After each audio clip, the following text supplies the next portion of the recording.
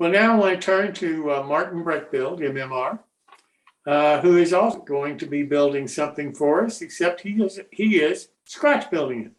So Martin, welcome. Thanks, Jim. This is an exercise in seat of the pants scratch building, which is a spur of the moment, unplanned excursion of and collection of leftovers and scattered things in the scrap boxes all around the shop. Things you can do. So this is the floor. As you can tell, this is the part of this piece was left over from something.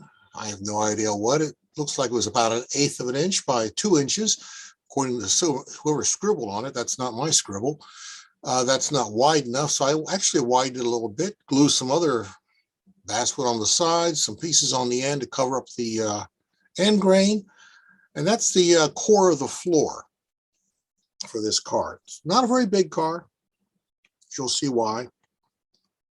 And we're going to fast forward a little bit. Decided I was going to put a tank on this car just for fun.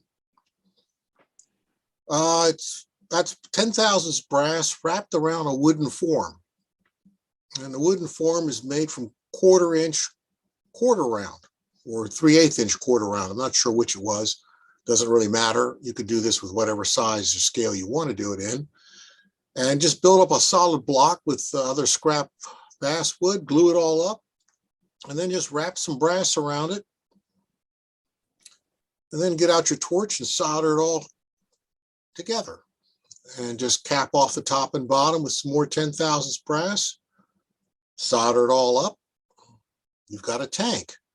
Well, and some rivet strips, some old Walthers rivet strips. They're the copper ones, so this is ancient history, but you know, I would recommend using the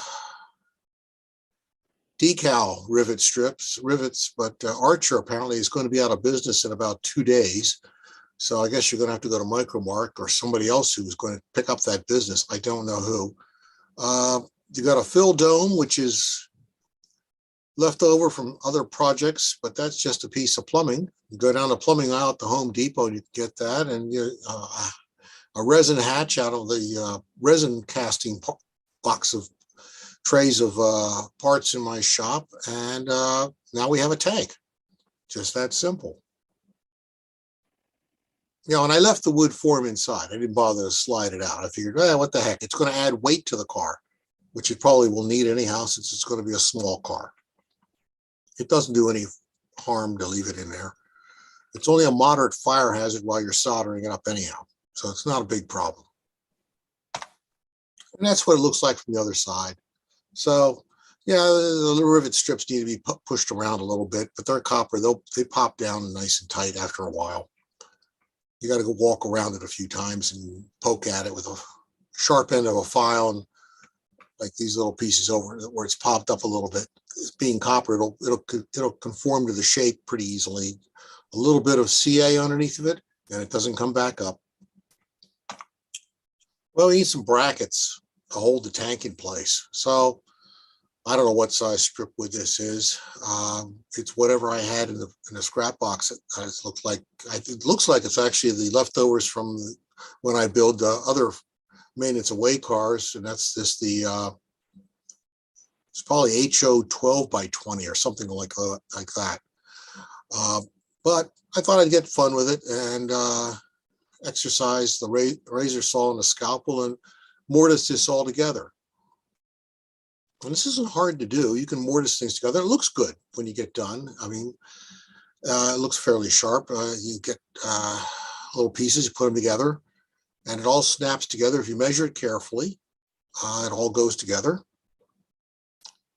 And there's only a modest chance of bloodletting with the razor saw and scalpel. So no worries there.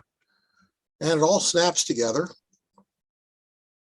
And then I put a little bit of goo and CA on the joints because it's end grain, and then you add a bunch of NBW castings from T-sheet. I don't remember what number they are, but they're the fairly large O scale with the square washers.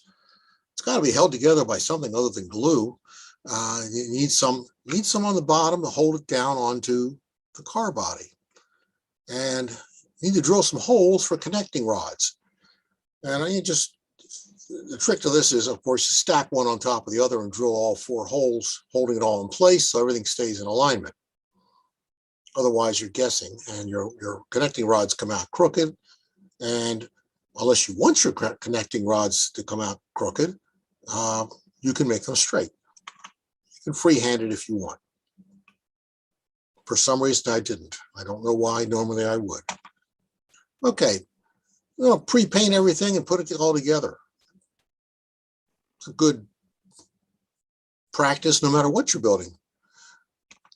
And you end up with this. So I added some deck boards along the way. Added some sideboards to cover up the ugly pieces, end grain. Added some stake pockets. They're Grant Line. I have no idea whose grab irons those are. They're preformed wire.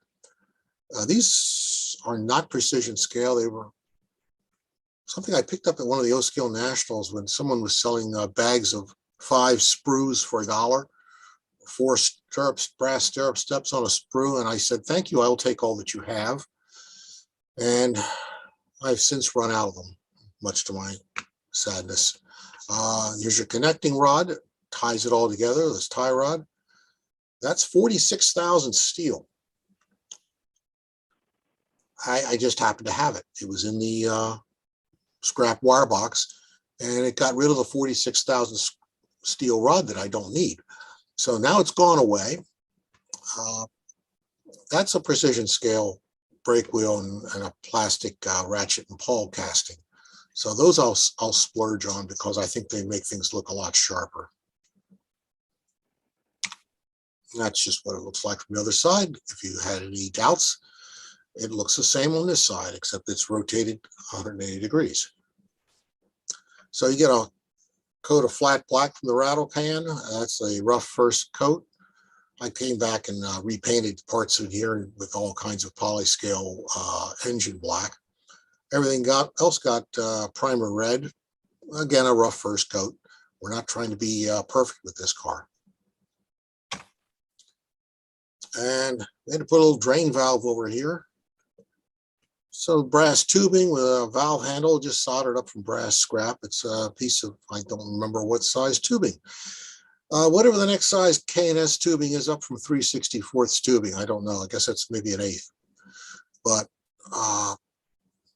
not too hard to drill a hole in the top and drop a piece of brass wire and make a handle out of a little piece of 42 thousandths by 15 thousandths brass. Just solder that all together, drill a hole in the end, pop it in. We have a valve. Okay, what's this car going to go on? Well, here's something familiar.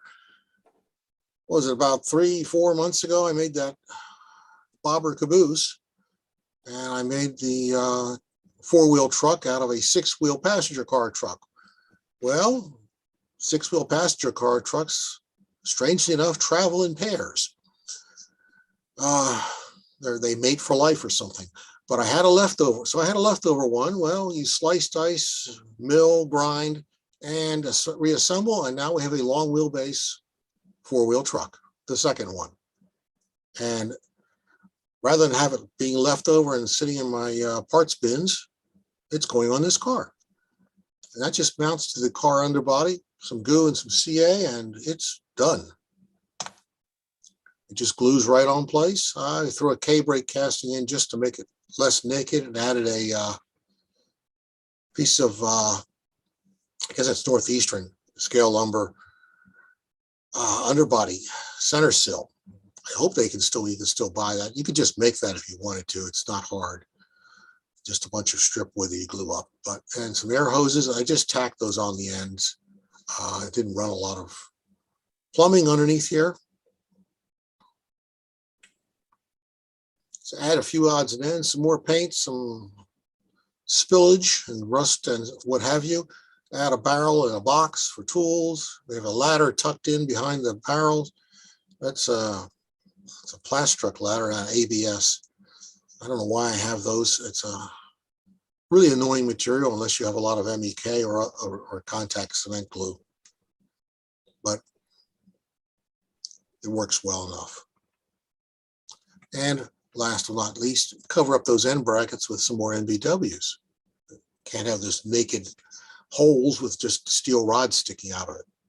Need something to cap that off with. So there's our car. We add another barrel at the other end, another ladder. You might want to get up on it the other side, who knows. And yeah, that's it. Quick and easy. Leftovers made good, not wasted. And we have another unique little car you can run around the track or not and have fun with. So there we go. The end.